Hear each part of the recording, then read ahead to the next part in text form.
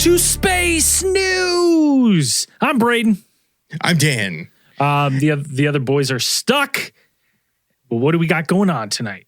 This is what we've got coming up. We've got Titanic rocket booster detonations, near total solar occultations, bullseye planet revelations, and more on this episode of ATT Space News. Space News.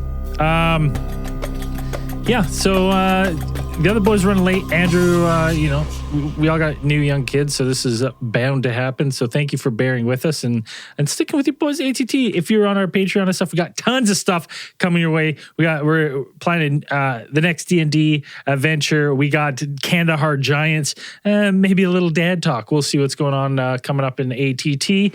And I think this week we're talking space travel. So if you're watching this live, that's what we're going to be discussing tomorrow. If you listen to this Wednesday, that's what we discussed and you missed it live, and you'll have to wait till Friday and get it for free. Anyways, some interesting things in space news. I think the biggest story, I think we should start with the biggest story. Sure. Well, what do you what do you think's the biggest story? Wait, well, I know what the biggest story is. I know what the biggest story. I just want you to tell me what the biggest story is.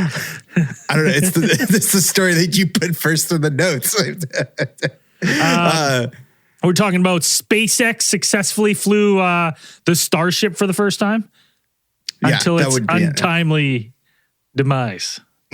No. What did they say? It's unscheduled, spontaneous disassembly. I think it was they kind of worded it. Is how they worded it. Yeah. Unexpected spontaneous disassembly. I was like, that is a very clever way of describing how the rocket blew, just got destroyed. It was a spectacular sight. I watched a good chunk of the launch and watched the entire kind of thing unfold. It's about 3 minutes, 2.5 minutes into its flight. Now, this is a test flight. It was never meant to really go that far. This was kind of the first time they'd ever flown this rocket. It is the biggest, baddest rocket that they've ever put up there. So about 4 minutes after takeoff, I think is what the official count is. This rocket pretty much just blew up. A lot of people were kind of saying oh fuck, blah blah blah. This is something that bad look for SpaceX or kind of stuff. But most of the experts are kind of interpret this as being no. This is kind of what you maybe contrary to what you think. These things are built for exploding. Well, this is what they're saying, that they kind of wanted to happen because you kind of want these problems to come out early in the test phase, because it's the first time that they've ever flown this one, and just to that it exploded. They're like, cool. It's really interesting to watch the actual video, because once it goes up, everybody all the SpaceX people are just clapping and cheering and stuff, and you're like, oh, that's not what I expected from that reaction, but that's interesting. Well, from everything that I was saying, it was a mission success for this was if it cleared the launch pad. Right. Yeah, everything else, they were and then it blows up. They're like, hey, look how far we made it. It's pretty good. So we got it going around right now. Maybe we'll just take a quick second to watch it take off. I mean, dude, how cool would it be to go see one of these liftoffs live? It is a powerful rocket. Watching this thing, it is meant to, this is the rocket that they're essentially thinking that they're going to be able to use to get to, not just the moon, but also go beyond into Mars.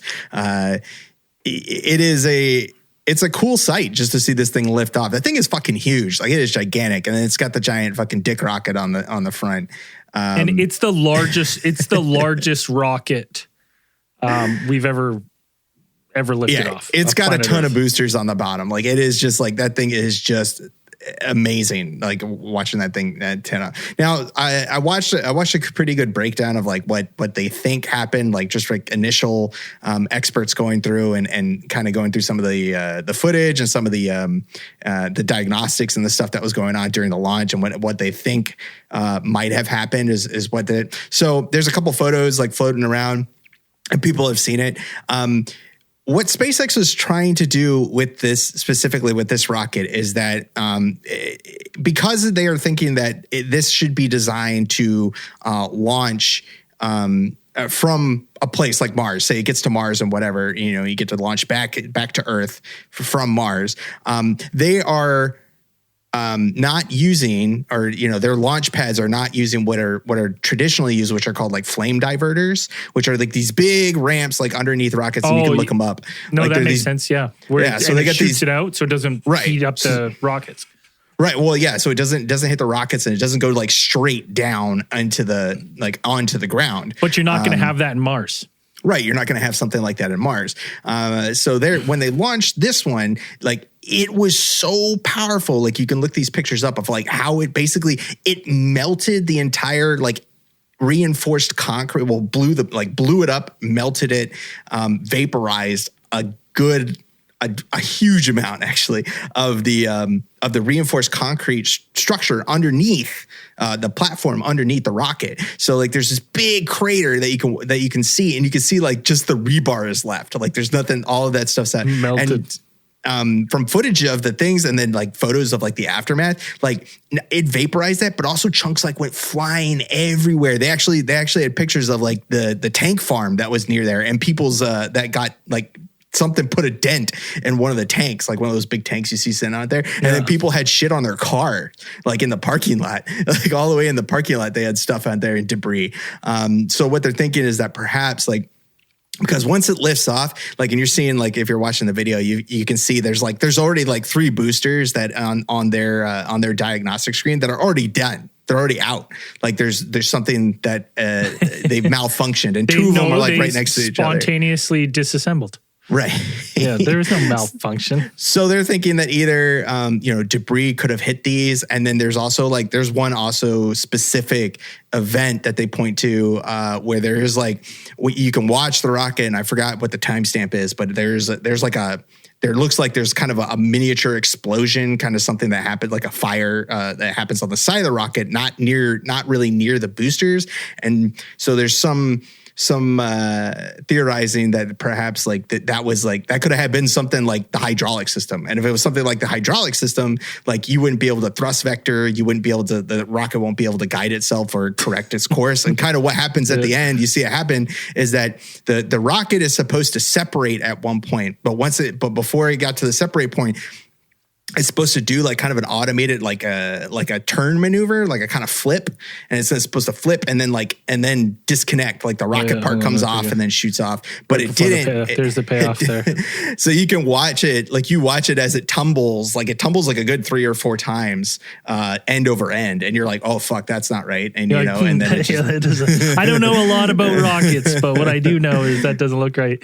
Yeah, I mean, cool. It's fascinating that we're doing these tests, and you would think that like another test that's going to have to be run is to launch this thing just off of bare Earth, because like you're not going to be able to have concrete landing pad on Mars. So I figure there's more interesting tests and stuff coming up. We got some people in the chat. We got Duchess of Doobies, who's saying, that we all know that's just firecracker. What you saw there in that video was just a bunch of weather balloons and firecrackers. Right. You're 100% right. Bunch of Chinese lanterns taped together. Astro Cat Gaming gave us a nice donation. Thank you, Astro Cat. She hasn't paid for her Patreon in the past couple months. Hey, no big deal. It's all good. Thanks. And Astro Cat Gaming, you were calling her out. I'm like, oh, no, fuck. That's what she said that. She just made partner on YouTube, YouTube Gaming, I think. So go check her stuff out. She's always sniping kills on Call of Duty and stuff. So go check her out. Jennifer Swope, what's going on? And Cody from Manitoba. He says, what? Cosmic Channels is back? For some reason, I don't know why. There's a ghost in the machine. But when I log into Restream, which streams all of our videos across all the platforms, and I edit it to say Space News, ! They all say Space News, but every single time someone says the live says Cosmic Channels 4.2. I've never, that's a long time ago. I don't know why that happens. And when I go and check it after, I can't see it. It says Space News, like in the for me to review it. So I don't know why Cosmic Channels is not back. This is not Cosmic Channels 4.2. This is space news. This is space news. And when we fire up the Randomatron, at some point in the future, perhaps it will give us a nice little, open the airways for a couple calls at the end of the episode. We'll see. Maybe that's coming. All right. What else we got here, Dano? A number of images were flooding in of the hybrid solar eclipse, which is a very rare event, according to most scientists. That happened on this week, I guess. Because we're talking about space. Thursday, April 20th, right? Mm-hmm. Yeah, and that's the rare event that it was going to send parts of Australia into the darkness. And when I read that, I thought we should just keep it dark all the time. We should just let Australia fall to the darkness.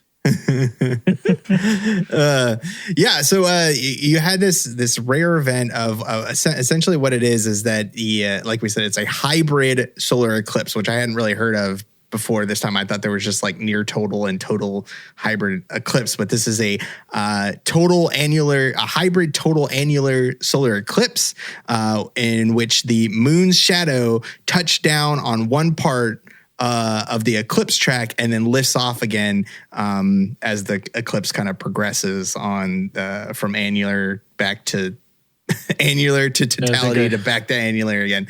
So there's tons of really God damn it. I put the screen on and I got the nail. I don't have nail fungus.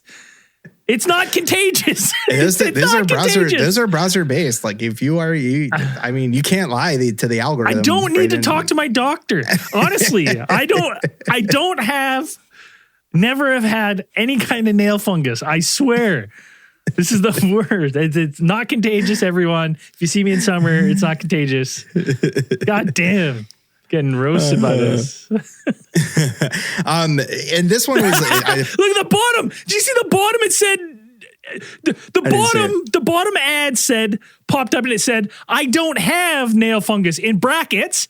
And then it said, a doctor popped up and it said, yes, you do. This is insane.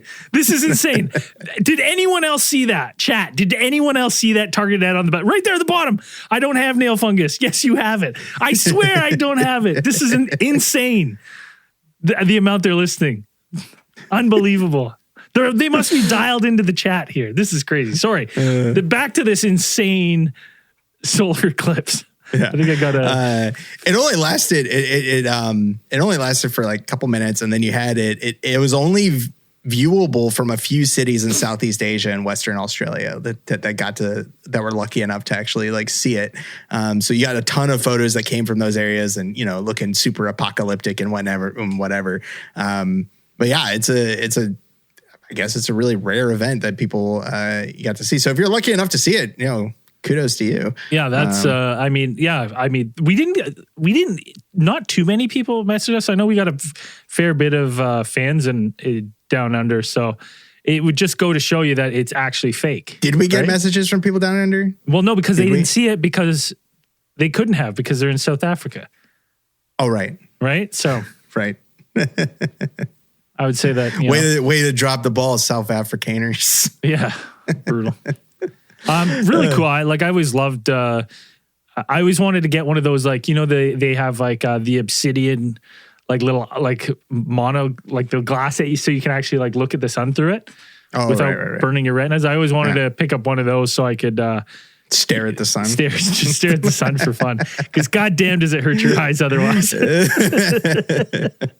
Stupid. But no, for like the next one, but who knows when the next one will get up in Canada and stuff. So we'll see. But it's always this is exactly why we tell you at the end of every case file, keep your eyes on the skies because you never know. Like you should be glued to spaceweather.com and sciencealert.com. Those are two great websites. I mean, we always use Science Alert for space news.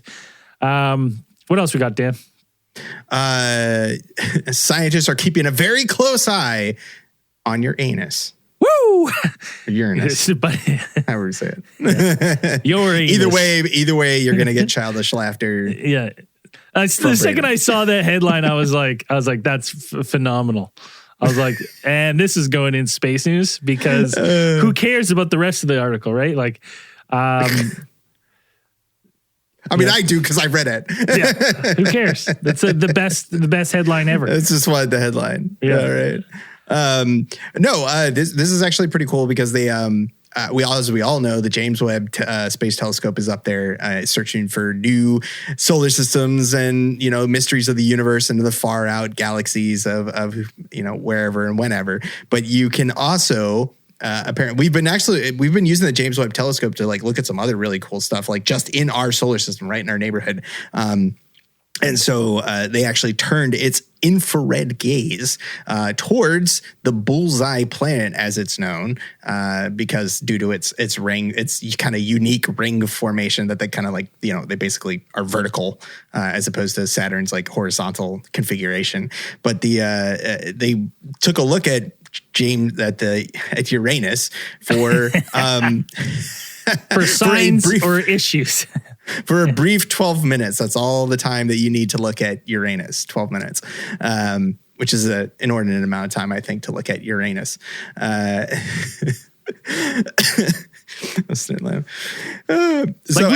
haven't had a good look at Uranus since 1986. Yes. Right?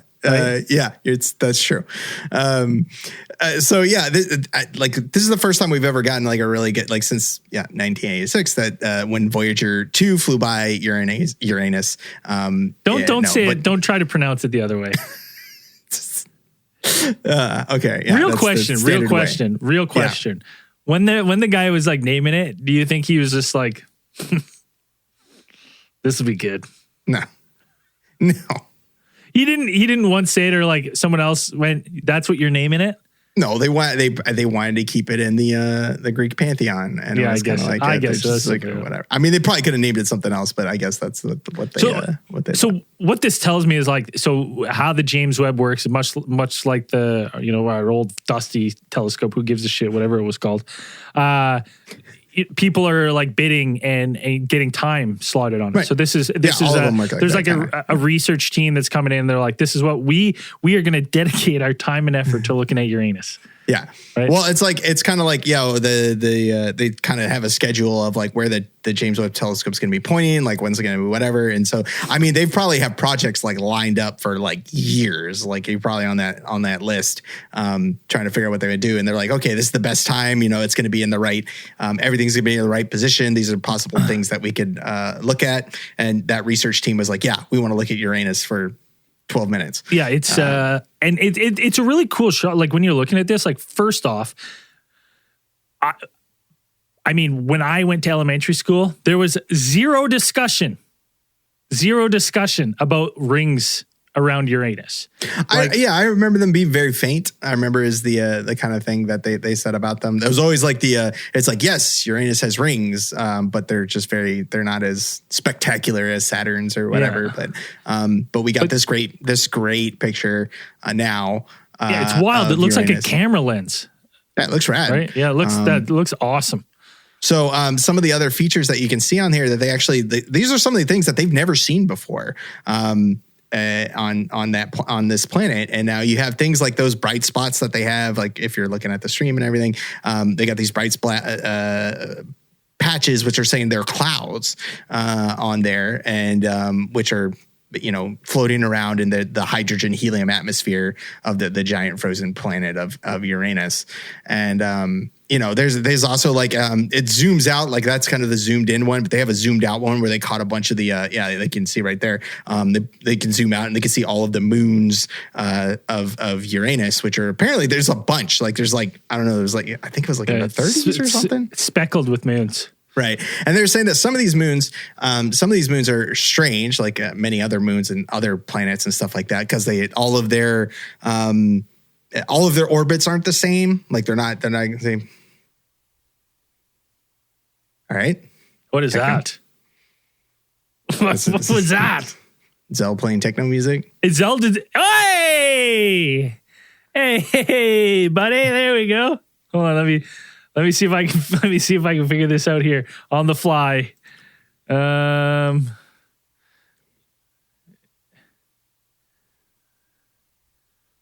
Let's see. Oh yeah, that works good. All right, hold on a second. I think I could do this on the fly here. Where's Zell's camera? There we go. Look at that. Hey, we'll just mix up the space stations here. There goes Dano. I got that one. And where's my giant head there? There we go. Look at that. Look at that. Eh? Hey, look at that. We were just talking about Uranus. It's looking good. Shaved it. Nice, shaved healthy, it recently. Healthy blue. Bleached. It's clear. No. Oh, there he goes. Buddy Christ for Andrew there. Beautiful. Look at that. Like I knew what I was doing here. All right, let's go back to Uranus here. Yeah, so we got this great picture of all Uranus and some of its moons. These are images that have never been seen before. You know, James Webb Space Telescope doing its job and fucking helping us explore not just the far reaches of our universe, but also our little solar neighborhood. Yeah, someone said in the chat. Binks said, "I find this weirdly erratic talk about this subject," and I'm thinking, oh no, they did say erotic. Okay. No, they corrected. I'm like, yeah, I think what you wanted to say is erotic. It's oddly erratic. Trust me, you're feeling what we're all feeling when we talk about Uranus. That's normal. Yeah, lots of people. Raul says the best planet ever, 100%. Party planet. Okay, second that. It has a good time. And Anarch says, what's up, boys? Braden, congrats. Thank you. Topic is space news, as always. What else we got for space news, Dano? You have NASA had to refute the claims that it had a satellite burn up over the city of Kiev the other day. Apparently, if people were paying attention, there was a video that was making the rounds where it's this brilliantly cool looking and also probably terrifying for the residents of Kiev. No doubt. Currently engaged in a war. When it first happened too, lots of people like on Twitter and all the social medias were saying that like, was this possibly a nuclear weapon that went off? Oh yeah, which is like, yeah, possible. It's like, I mean, that's at this point, everything's crazy. Those you don't want it. Everything's people running the doomsday clock were just like, yes, good. We can move it one tick closer to midnight. They're like, oh shit, we're 2 hours slow or something. Fucking yeah. So there was this brilliant fireball that lit up the night sky of Kiev, and it was probably about 10 p.m. local time, and I guess like 3 p.m. Eastern time here. But this kind of prompted this. I mean, understandably, this prompted a bit of a panic. The city's authorities turned on the air raid alerts, get people to shelter and whatever. If this was, Kiev's been the victim of rocket attacks and terrible missile attacks and other in past months. And so Sergei Popko, which is the head of the city's military administration, had said that. From like early data, like early reports, he said that the phenomenon was the result of a NASA space satellite falling to Earth.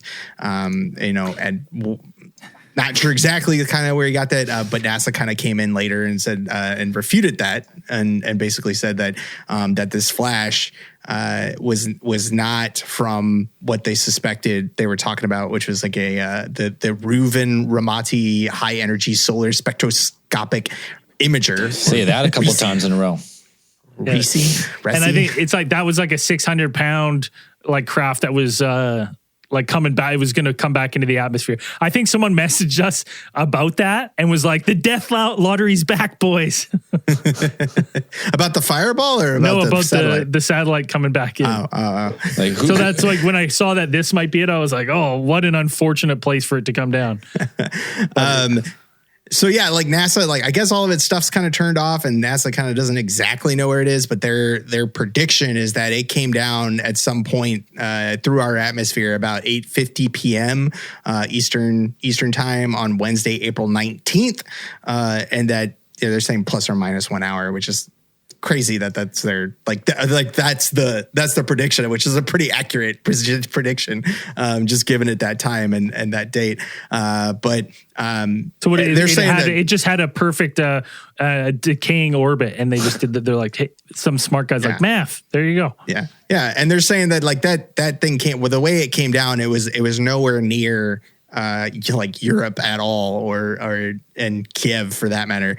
And they were saying that this piece of space junk could probably, like, its debris could be scattered anywhere from Southern or South America to Northern Africa, even Central Asia or China. It could be like all over the place, but not there. I like this infographic. Let's see if I can put it up here. This is what right. This could be anywhere. It's just pieces everywhere, just like it's strewn all. The chances of dying 1 in 2,500. That's terrible. I mean, those odds. I mean, those odds are, they're not bad considering how many people in that region. Like 1 in 2,500. I guess no one died though. No. I don't think anybody saw anything kind of come down. Or if they did, they didn't report it. Somebody's got a piece of NASA's space satellite. Make sure, if you do have it, make sure you eat a small piece. NASA's not going to go get it. Like, fuck. I mean, they're going to be like... You never know what type of radioactive material it has on, what kind of superpowers you can get. They're bleeding. Zell told me to. Yeah. If a piece of a NASA satellite comes down in your backyard, please don't eat it first. Send me a piece. I'll have a taste. Yeah. You can do it. If you bring a piece to Zell, you can do a cheers with him. You both need a piece. Live stream eating satellites.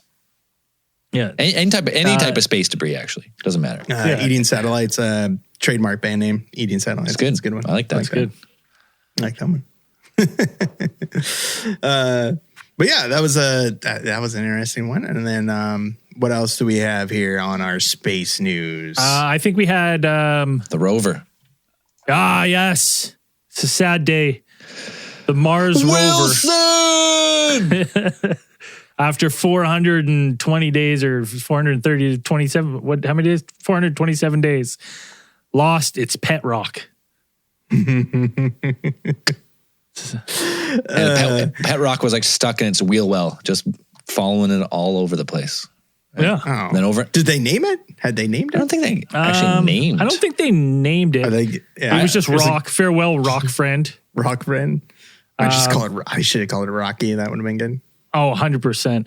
It's kind of interesting. Like, if you think about, like, there's nothing to move stuff that we know of on Mars. So it's like that rock's been on. It's like one of the ride. It's like, woo, baby. That's what I imagine that he would be doing if rocks were alive. And it's also it's great. And it's also just like, it's just weird to think about that you have like this little robot rover running around Mars. One of the sole population of Mars that we know of. And there's just like this clunking rock. Like you're in hundreds of miles of empty Martian desert and you happen to pick up a rock. Like NASA science, the best and brightest minds of NASA scientists have built the most durable, equipment known to man to weather the Martians, weather storms and all this stuff. And there's just a rock stuck in it. And it's like, it'd be silent, like everything's kind of silent and you just hear this like, yeah, moving through the, eerily silent, just nothing but Martian winds blowing through. And then you just hear like, just like, it's supposed to be amazing. Absolutely great. But yeah, so that it's unfortunately it's gone now, but who knows, right? Who knows? It might pick up something else along the way, and you're going to hear about it on Space News. I think that was it for Space News. Do we have anything else before we fire up the Randomatron? No, I believe that was it actually. Oh, fire it up. No. Fire up the Randomatron. Fire up the Randomatron? I think something's happened to Zell's mic. Check. Yeah. Can you hear us? Can you hear me? I mean, you can hear us. I just think it sounds far away. Something happened to your mic. Something happened to my mic. Oh boy. Yeah, good old live show. because he tried to fire off the randomatron and now it's tapped into his microphone. Yeah.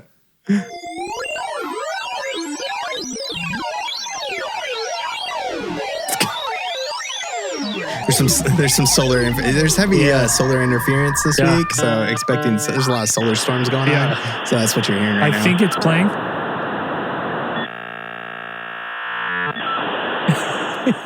There he goes. Whoa! Look at this. It's printing out a crystal clear footage of a UFO, and we're gonna take a look at it right now. Oh shit! What are you talking about? Whoa!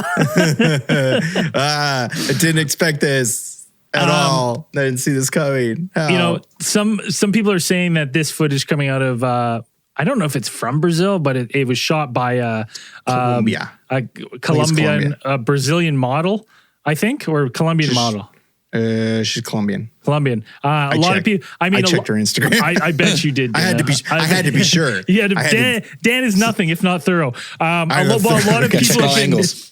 A lot of people have been posted like clickbait have been like model catches UFO, but the captures UFO was so small. It's just a picture of her like in a bikini. I was like, well, hey, that's one way to get people brought in. But some people are saying that this is might be some of the best UFO footage ever caught on camera. So let's take a peek at this. Let's look at the camera first, then we'll break it down. This is, I think it's a 30 second clip. And the little tag there says, when you fly and see an alien, just obviously in some sort of cool little Cessna, a little prop plane, it looks like. You see something coming in the distance and whoop. Boom. What is that?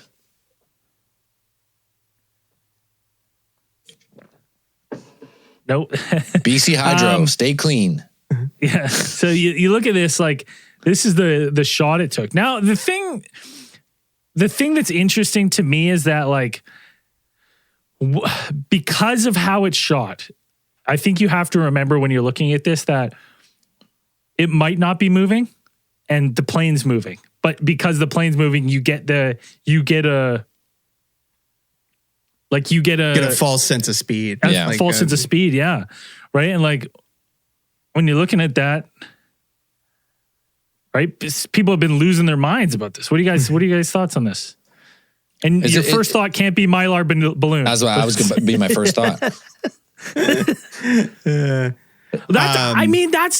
shitty thing is after seeing so many, right? Like my first thought when I saw this was Flight of the Navigator. Was the first thought of everybody's seen that movie. The Flight of the Navigator and the shifting chrome ship. This is what I thought, because it does seem from the short time that you get to see this thing, a lot of people are being like, just so everyone knows, this is the model who shot the footage. Yeah, this is Colombian model. She's not trying to get any attention. Valentino Rueda Velez. Yeah.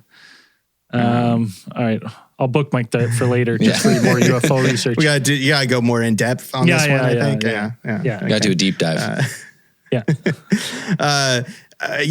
you're looking at, a lot of people were commenting about like how it seems to look, at least on the outside, it seems to have some sort of like metallic sheen to it. That people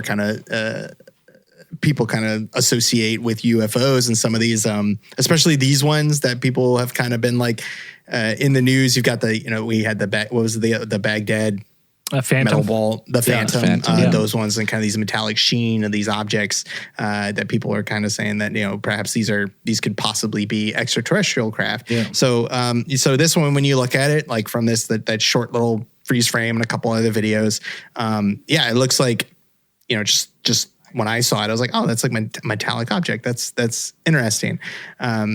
It is. But like Brayden said, that was also like, as it zips by, you're just like, oh, okay, maybe the plane is moving and this thing is just kind of like whatever. That honestly sucks, because when I first saw the thing, I was like, when I first saw it, I was like, oh wow. And then I looked at it some more, and then I was like, oh, God damn it. I've had too many discussions about UFOs with Dan. I was like, I think this is a false sense of speed. Maybe this is a stationary object. Then I went, goddamn Mylar balloon, possibly, maybe. Duchess of Doobie says it looks like something built to be aerodynamic. And I kind of thought that too, but here's the thing. Like if you look at the flat bottom here, you would think that if this was, because it does look smooth on top, it kind of gives you this appearance of like a bulb on top. So if this was actually flying through the air, it would be flying the least aerodynamically. Like it was, you know what I mean? Like this would be in my, like, if I was looking, it would be like in a bank. Like, you know what I mean? Yeah, it looks like it would be pulling away like or pulling towards the airplane, right? But it's not in the video. You can clearly see that flat thing coming up. So if it is built for aerodynamic, it just flies like with the most wind resistance, just flying. Anastasia says, hi boys. Hi Anastasia. Yeah, it's flying with the aerodynamics of a sheet of plywood. That's what you're saying. Yeah, exactly. Yeah, exactly.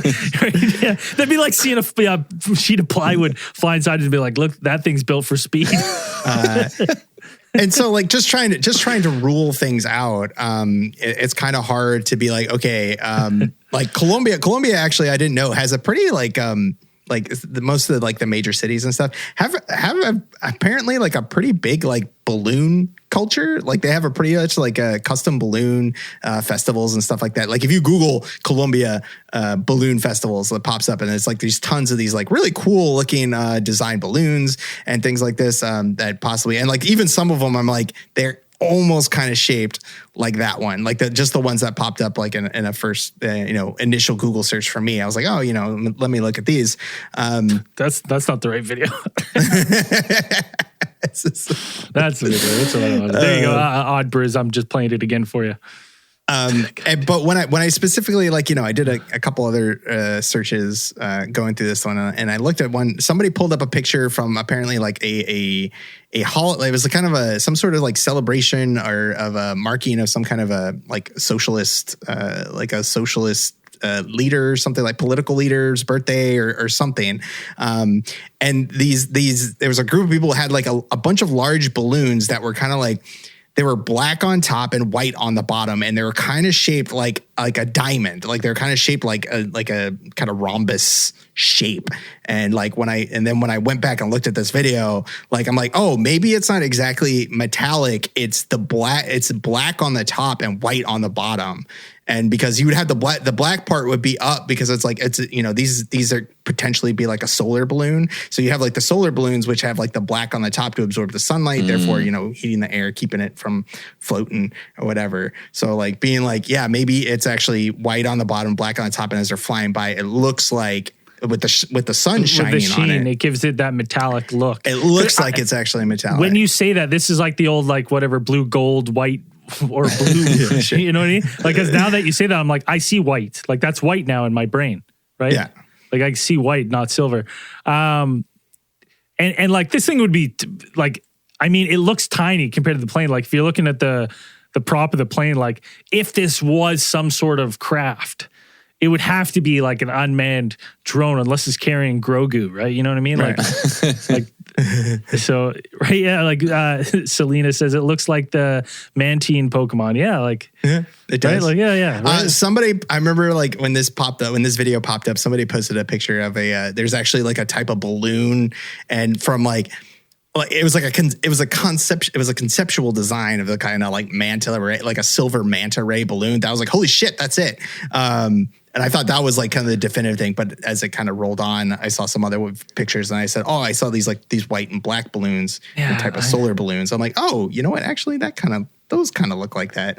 And like Brayden said, it's not exactly doing anything. Like it's not exhibiting any of the 5 observables that you that kind of dictate or kind of now with UAPs, like these are what you see, spontaneous movement, teleportation, any kind of that stuff. It's just kind of like, it could be just the plane flying by and whoop, like this thing just going, it's going. It definitely caught fire, as rightly so. Any of these UFO videos should, and I love when they do. Is this the best UFO footage I've ever seen? And again, I in the last 3 years have probably seen more UFO videos than just about anyone on Earth. I'm definitely in the top 1% of UFO footage viewers, and this is not even close. It is a cool video. It is cool. It isn't even, but and the thing is, like, she didn't post this video for like 2 months. Like, she had this video apparently, and like this footage is like taken like months ago. And she hadn't posted it, and then didn't post it until later, which brings up what kind of like, okay, like, but why? Well, you know what? Well, and the thing is, probably she like didn't want to post it because she was like, oh, this is going to hurt my modeling career. And then she posted it, and then people were like, who took the video? She got a lot of clicks. Her Instagram followers went up like 400,000. Yeah. I'm sure she got some clout. Next week, Zell has her in studio to discuss UFO in studio interview. No one else is allowed to come. There's only one red couch in the back there. All right. What else you got here? This is interesting. We've got the Randomatron finally split, and we've been meaning to do this again for a while, and it's taken some time, so we apologize. We've had issues. We've had a busy year, but it's back, and thanks to the new Randomatron. Those of you on Patreon supporting at $10 or more, it's the Metron! It's back, baby. Last space news of every month, the Randomatron gave me a note that it's going to plug in all your names and spin. And one lucky Patreon supporters at $10 or more is going to get a chance to win a little swag bag from our store. Usually I message the winner and we discuss a couple of things that they're looking at, and then, or if there's going to be some new feature items, sometimes I like to send it to them with the promise that they send me a picture of them in the shirts, them in the news, so I can post it with it. And also pictures of Uranus. Yeah, of course. All right, so without further ado, let's see who this month's winner is. Go. No whammies, no whammies, no whammies, no whammies. Bulkhead Bill! Woo! Guy's been around a while. Congratulations, Bulkhead Bill. I will be in touch. And I'm Bulkhead Bill. I'm not. I'll be in your DMs. I'll be sliding in your DMs. So make sure to accept. Get photos of Uranus ready. Yeah. Next up, we got. If you're not on our Facebook group, we've got tons of funny stuff on there. Pictures and and whatnot. And here's a couple of the most popular Facebook memes from our Facebook group. You can go to facebook.com/groups/alien theorist theorizing, and you will get there. Xavier said, there's that Sasquatch festival in mid-May. Yeah, that's true. In Merritt, which is an hour away from Zell. Mm-hmm. Merritt. Ugh. Exactly, dude. That's exactly. It's a great town for a Sasquatch festival. Yeah, right. It's it. But we, probably I don't think the theorists are going to be making it. There's no way I'm going. There's too many new babies. There's too many new babies to do this. But many new human beings. Human beings that require tending to. Yeah. So we'll get. Yeah, not a lot of merit for Barrett. Yeah, exactly. So this is our Facebook group. This is one of the most popular posts of the last 2 weeks. Andrew getting ready to meet the octopuses. Yeah, that's accurate. That's pretty accurate. This is actual photo. This people took photo. This is actual photo. He's been training. Where do you think he is right now? Training. And then where else? What else we got here? We got this one here. Move over, Ron Pond. Canadian Captain Picard. They're closing in on us. What do we do? Fucking send her, boys. So it's pretty accurate. Go for it. He should have had like a kokanee or something. Yeah, I don't know what Moosehead. That's East Coast beer. Oh, is it East Coast? Yeah, that's all right. Whatever. I didn't know what it was. Okay, what else we got? And of course, we got John Wantland with the best of both worlds. Goddamn! Look, Daddy likes some legs. Reverse mermaids. Yes. Hey, I like the octopus here. That's just 8 legs. Really? Yeah, I like that. I like that too. That's good. It's interesting. This was a real erotic episode of Space News this week. Seems like it. Right? Very, very erotic. Now, again, we're going to be ending the show here, but we can't do it on live. But we're doing Band of the Week again. You can hear it on the podcast version. Yes. We got tons of submissions, so we're going to start working through those. If you've got a band, Zell, what are the parameters? You got to write your own music. Can't be a cover. And you can't be signed to any type of significant label. You got to be independent as far as that goes. You could have your own label. You could be part of a small label, but you can't be part of one of the big labels or one of the big indie labels. Just because that wouldn't be fair. You know, they already got help. So this is for independent artists to get heard, get your song out there. Just a little something at the end of the episodes. And this week, and so if you want to submit, you got to email alientheorists@gmail.com and put Band of the Week or music submission, something that's a subject. And if you don't get it that week, just send it again, because just keep sending them. And I'm going to keep marking them, bumping them to the top, and we're going to work through them. So this week we have the band's called 30 Going on 13, a pop punk band from Barrie, Ontario. They're just some good old boys with dad bods stuck in 2002 pop punk era. And writing catchy songs. The song's called Nemesis. You can find the song anywhere you stream music. So go check them out. Go check them out. And as we always say at the end of these things, keep those eyes on the skies and enjoy the Band of the Week. Peace, everyone. Peace.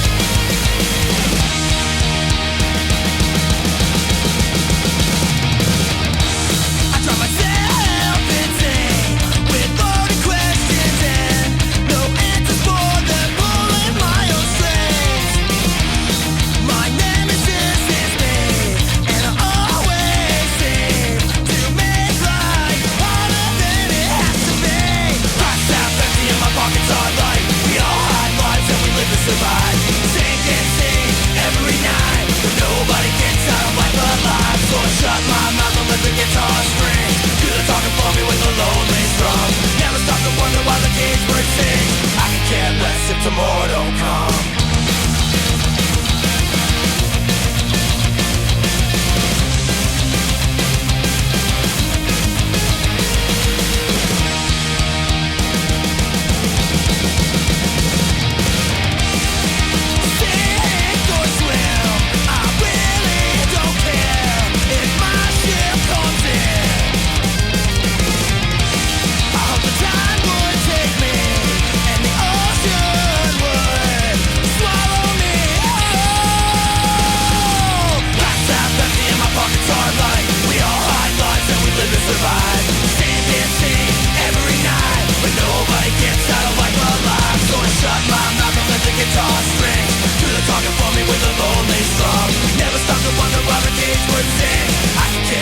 Tomorrow don't come.